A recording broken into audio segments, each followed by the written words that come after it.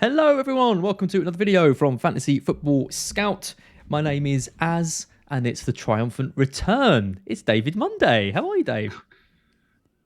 Well, return, yes. Triumphant, well, we'll have to see. Well, I mean, depending on what we're talking about. I mean, from FPL, that is a wait and see. But as you well know, as it has been quite a triumphant off-season for both me and you, because of course I sit just in front of the coveted Game Week 39 trophy. So I've had some wins, I guess you could say. You have indeed. For anyone not aware, David was our player manager for the tournament. He took us to success against the North. The trophy now resides at his house. My medal is somewhere around here. I should have worn it. I didn't even think. Letting the side down, man. Letting the side down, absolutely. We did have a friendly the other day, our first friendly pre-season, but we won't talk about the result of that. But yeah, it was great, wasn't it? It was great being involved in Game Week 39. I know some people are pretty sick of us talking about it, but it really was one of the best days of my kind of life in the FPL community. I thought you were going to put the full stop after the word life there. I thought just one of the best days of my entire life up to this point. I mean, it was pretty good winning. I mean, in terms of people who are probably sick of us talking about it, I can think of maybe 15 or 16 blue shirted people who are so sick of it. But no, it was just an amazing thing to be a part of. Just in terms of what it represented for the community. I mean, during my time at Scout, I was always very keen for us to do lots of community led stuff, and obviously Scout is now community sort of champion in the things that it does. And I think the one thing that I always wish we could do, but we never could, and basically it's because of COVID, was events like that. And so it's really nice that with that all out of the way, you've got things like Fest and you've got things like Game Week 39 that really just bring people together and kind of showcase the FPL community for like what it is. I mean, obviously as football fans, we're all very used to the concept of Soccer Aid, for example. And so it sort of feels quite nice to be able to say we're a community that's big enough to put on an event like that. To attract, the big names like, I'm not going to include myself in that. I mean, people like Az and Harry and, Benny Blanco and all that. You're, Ash. you're the one with a blue tick.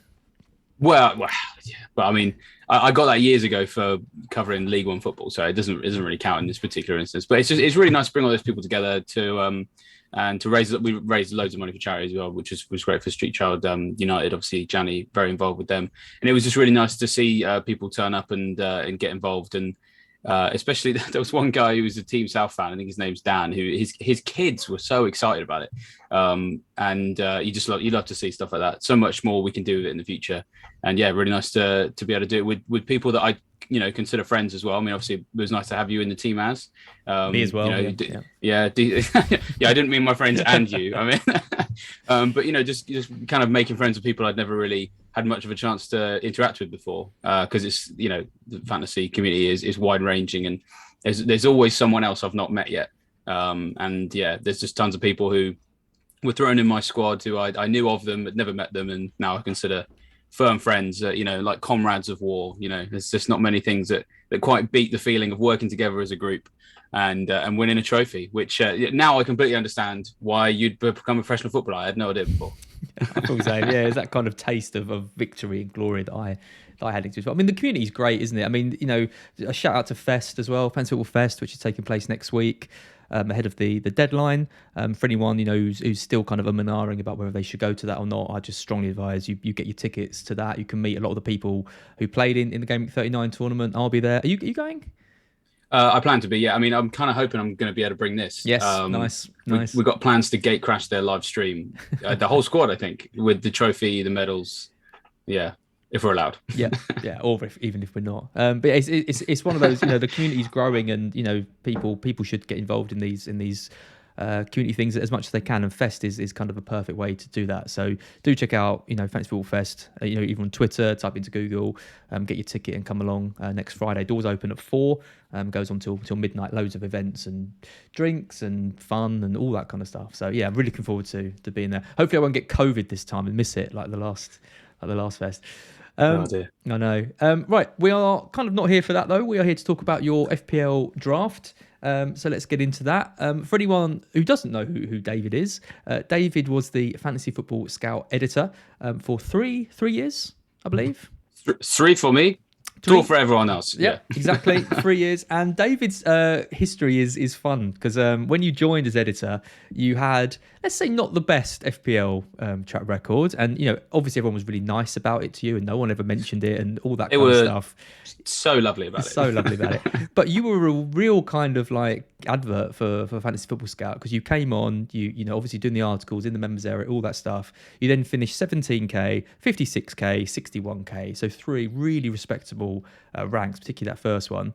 And then you left Fantasy Football Scout, went back to your old job, and you finished 333,000 last year. What happened?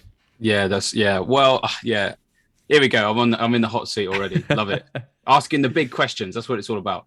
Well, I mean, firstly, I have to say, yeah, absolutely. It's testament to just how much you can achieve if you spend your entire life living in the Fantasy Football Scout members area. So sign up, everyone watching this, if you want to go from being an average fantasy football manager to an all right one. In terms of last year, I mean, when you work in football for a long time, because I'd worked in football long before I was a scout as well. COVID was just a madness. So I think we all know that, but like it was quite relentless, and I kind of really just needed a bit of a year off from football. So the job I'm in now is just sort of largely straight news media with a bit of TV thrown in, and without the necessity, I suppose, to be in the members area all the time for work. I detoxed as much as I could, tried to do a bit on my gut, and wasn't watching as many games, and it obviously reflected in the rank. But I've had my detox year out of the way. This is the year to get back to it. And as I said, I'm hoping to get back to the dizzy heights of someone who is in the members area all the time and ready to watch all the games and things like that. It's incredible how much difference that makes if you're paying attention to the right feeds. I think that's the thing. It's like before I came here, this is back originally, I would spend a lot of my time getting a lot of opinion from Twitter, for example. And I love Twitter, obviously. I love the interactions on there. But for me, in my experience, if you want to use it for FPL, use it for Meme FC. If I want to give a shout out to them, rather than anything else. Because at the end of the day, Twitter is someone's opinion on a certain set of facts. And if you're going to make a decision based on that, it's a lot more useful for your team and more productive for your team if you are looking at those facts and figures yourself and making that decision yourself rather than being swayed by someone's opinion. So that's not to knock what Twitter's there for, but I think I probably just leaned on it a bit too much again last season because I just didn't have that time to be looking at the data myself. And so, I mean, it's a lesson I already knew, and then I relearned it last year.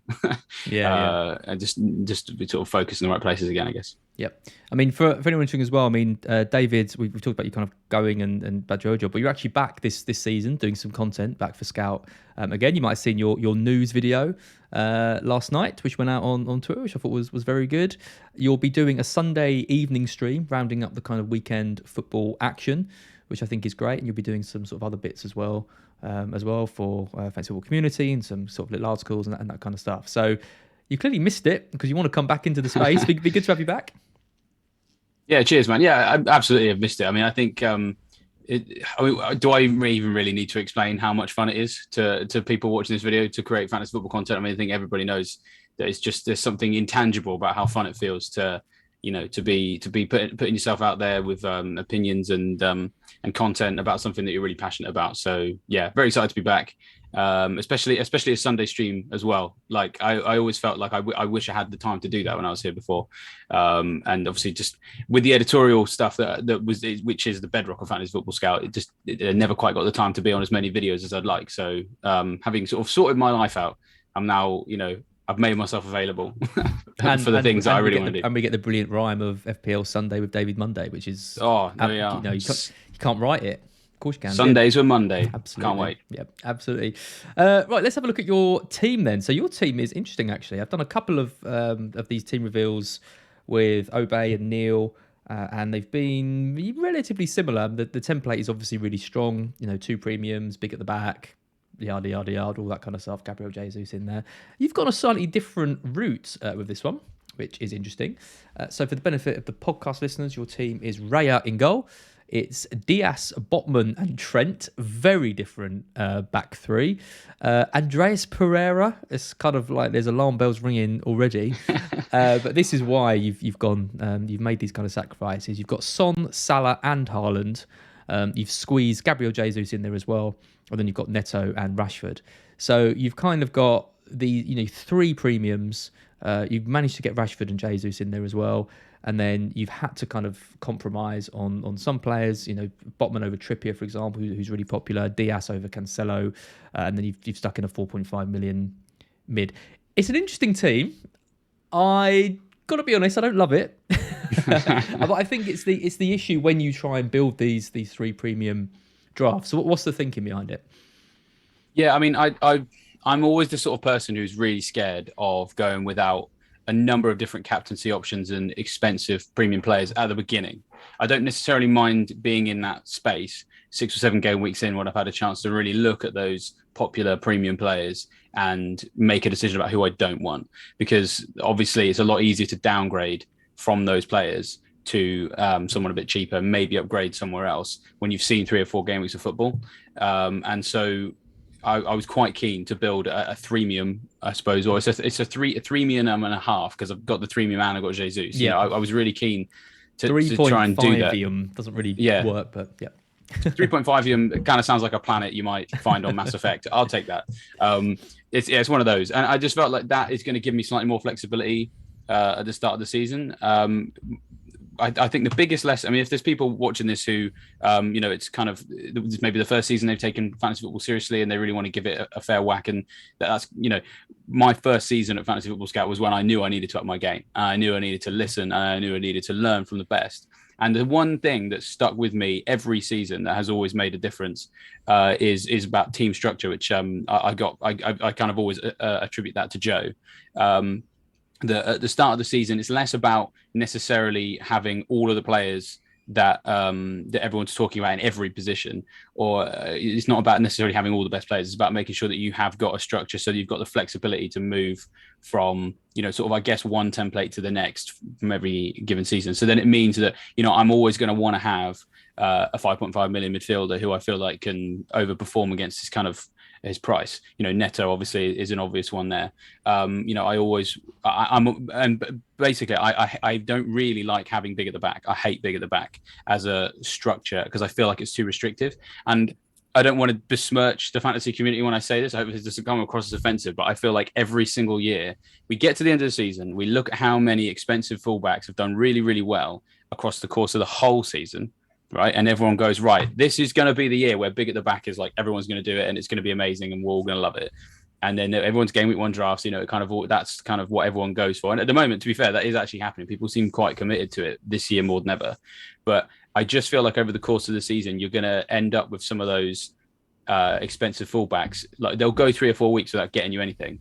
And you'll start to go, and there'll be a bandwagon in midfield that you can't get to because you've got too much money in defense and things like that. And so I'm always keen to build a structure that enables me to jump off on price points. I have a structure that's built around price points rather than names. And historically, what has usually been successful for me is to have no more than 2 premiums in defense.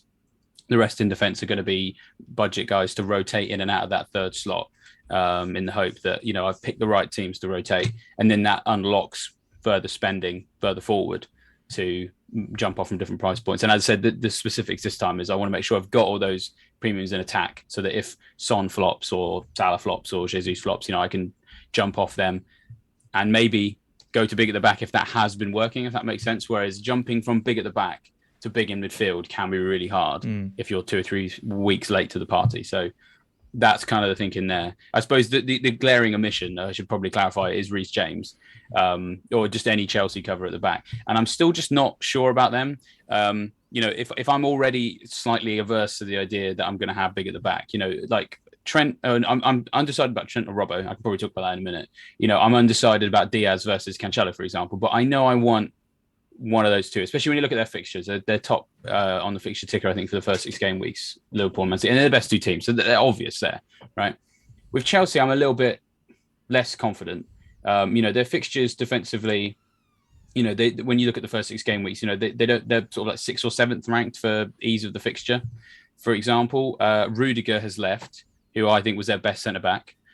So then obviously they're kind of having to replace him with someone new, at least Koulibaly. Couple of years older than Rudiger as well. So some people have sort of questioned the thinking there. So are they going to be as good at keeping clean sheets? I'm not sure, because they've lost their best defender. Is Reece James going to start every game? Probably more so this year than last year, but they're still going to compete on lots of different fronts, and they still have a couple of other options who can slot in. Tuchel rotates way more than anyone other than, I think, Guardiola, but I think even more than Guardiola sometimes as well. And so if I'm spending 6 million on a back three that I'm expecting big points from every week, there's just something in the back of my mind that just makes me nervous that Reece James is like possibly still a fraud. I don't know. Like, I just, because there were so many people who owned him last year and he was deeply frustrating. It would be like, he'd go 1, 1, 1, 1, 1, 18, 2, 3, 2, 2, 2, 2, 1, 27 points. And I can't be dealing with that kind of boom and bust. So that's why I he's think the fall he guy there. he is a boom or bust player. He's going to frustrate people. He might be playing at centre back. He might be a back four, full back, unless attacking. But obviously, if he starts in a wing back formation, then it's hard, you know, to kind of ignore the value. I mean, there's quite a few things I want to touch on there. I mean, firstly, you mentioned about kind of people going for big at the back and that kind of people actually committing to it this season. I mean, we haven't seen a start to a season like this where we've had so many premium defenders at like 40% ownership. I mean, Cancelo is over 40%, Reece James is over 40%, Trent is over 40%. Yeah, these are three kind of big name players I'm seeing in a lot of teams. Players like Robertson, okay, he's featuring in the Twitter template, but overall ownership around 10%. Chilwell's about the same as well. So it's really those three names that are kind of we're seeing in a lot of teams, and for a lot of people, it's those three players and then another one, and then maybe a 4.5, like you've got a Botman or a Dallo or someone. And then other people going for 5 at the back. So, I mean, it's risky to go without 2 of those 3, given their ownership. I mean, you know, I'm not someone who likes kind of effective ownership and things, but there's no doubt that Cancelo and James on their days are very much equal to midfielders in terms of what they can offer you in terms of attacking returns and then defensive stuff at the back. Do you feel like you're not going to get that? I mean, Diaz and Botman, that's the issue, right? You're just not going to get attacking returns from them that you might do. Even a lot of the 5 million guys, you know, looking at Gabriel, how many attacking returns he got, like someone like Dean, Cash, Trippier. Are you not a bit worried you might be losing out to some of the more attacking options at the back? Yeah, I mean, certainly that is a concern. I mean, Cancelo is the one that I'm really nervous without because he's just flipping amazing. I love Cancelo so much. I just haven't found a way to get to him without completely busting the structure. I mean, there's things I can do. I mean, I'll touch on to it in a minute, but I do think that people who go Robertson over Alexander-Arnold might actually get the better of things in the first sort of few weeks. And so then that 0.5 could be really precious in helping me just bump up from Diaz to Cancelo. In my first draft, I actually had Laporte, who actually I think kind of went under the radar last year. He was the 6th highest scoring defender. So, I mean, you know, got more points than James last year, got more points than Chilwell. You know, when you look at the people that are in that top 6, it's Alexander-Arnold, Cancelo, Robertson, Van Dijk, Matip, Laporte. And so 3 of that top 6 are centre-backs for a start. And so then I guess just looking at that pragmatically, like someone necessarily being a wing-back doesn't necessarily mean they're going to get more points. I mean, it's very obvious there that all of the top 6 there, Man City and Liverpool. And so I don't think that necessarily going with a Man City centre-back is like the worst thing in the world. I wanted to go Laporte, as I said, but there's just this kind of worry about his fitness for the pre-season. So I switched to Diaz because that was nice and easy.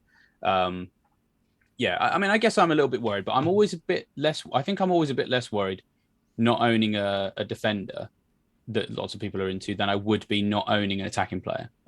Because in terms of like effort to point scoring ratio, I feel like it's so easy for it to, Chelsea conceded in the first minute of game week 1, and already, you know, Reece James's sort of points potential is diminished, for example. You know, and if Man City, you know, keep a clean sheet and Laporte, you know, Diaz gets some bonus points, like that particular week he's outscored him. And like, it's just consistency, I think. I'd rather have something I can rely on for consistency. On the Newcastle thing, I kind of like the idea of rotating Newcastle defence with Brentford defence. So originally my first draft had Janssen and Botman, and it would be a case of just rotate them in and out when I felt like they had a decent fit. I think Newcastle's defence is going to be quite good this year. I should probably say, I said on a number of streams last season that I thought that Eddie Howe was a bit of an overrated manager, and I'm going to officially apologize for that now, because I think that, he has absolutely proved himself now. I think I was right to say it about his time at Bournemouth. He was a bit overrated, didn't know how to coach defense, but my understanding is he's gone away and he's learned loads of stuff. You know, he's kind of in that break that he's had between those 2 jobs. done a lot of research into a fair few things, and clearly has learned how to coach defense now, because Newcastle's defense was actually pretty solid towards the end of the season. And so having a 4.5 million defender in that Newcastle defense, I'm not worried about that. Yep, very interesting. I mean, the big elephant in the room has to be the inclusion of a 4.5 million midfielder in the starting lineup. I think that's Yeah. I mean, you talk about price points, you talk about structure. I mean, normally a 4.5 million mid isn't part of any kind of flexible team when it's starting. I'm going to guess that the reason you're doing that is because there's a kind of a rotation that a few people are considering between him, Williams and Patterson going into that. These kind of really, really cheap players, they do actually kind of rotate quite nicely. So I think Williams is the one that people are going for. I mean, Newcastle away isn't easy, but obviously Everton got Chelsea and Pereira's got Liverpool. So I would probably pick Williams out of those three, but again, it's difficult to call. But then after that, I mean, it kind of looks a lot better. I mean, Everton have got a decent run. They've got Villa, Forest, Brentford and Leeds. You've got Nottingham Forest with West Ham, Everton, Spurs and Man City.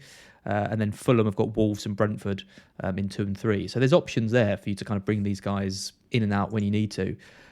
But it does affect your flexibility, right? Because if they don't perform and we're not really expecting huge things from them, there's not many ways to move on.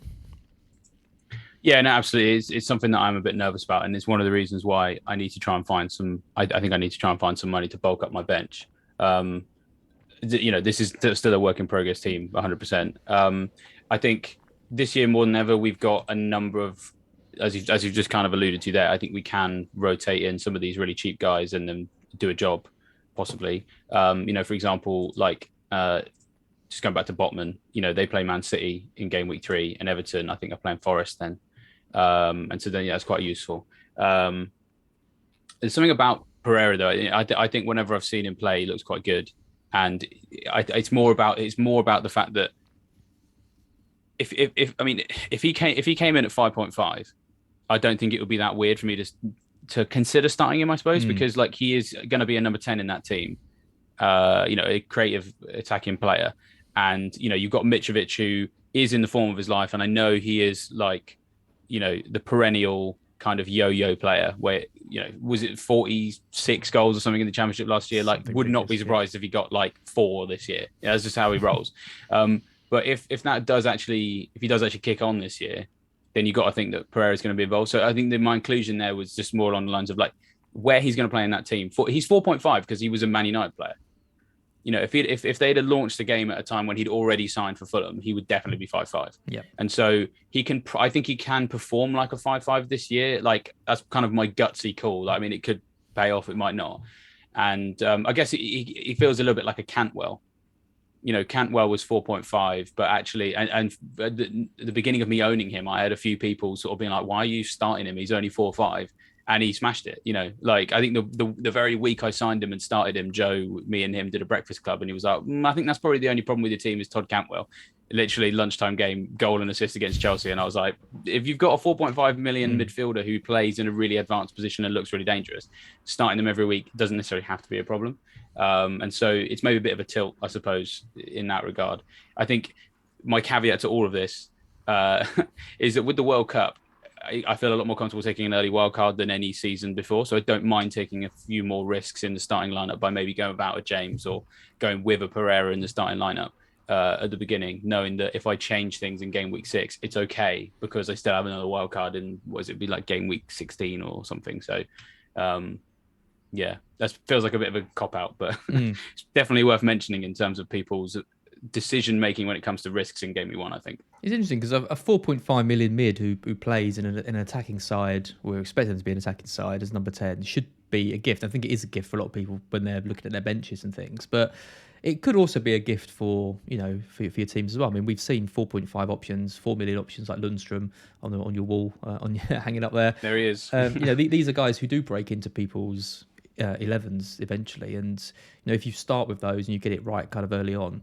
it can be good. I mean, I look at Patterson, Williams, and Pereira, and I think these are 3 really, really good options. They're definitely the 3 best subs that we've got. I think Greenwood will see minutes, but likely off the bench. I mean, Archer as well at Villa, he's been amazing pre-season, but not expecting him to start. So the forwards is trickier, but definitely in defence and and midfield. And if anyone's sort of wants more information on this, check out Harry's video, which came out today, which is on the these kind of like enabler type picks, and Pereira will be mentioned in that.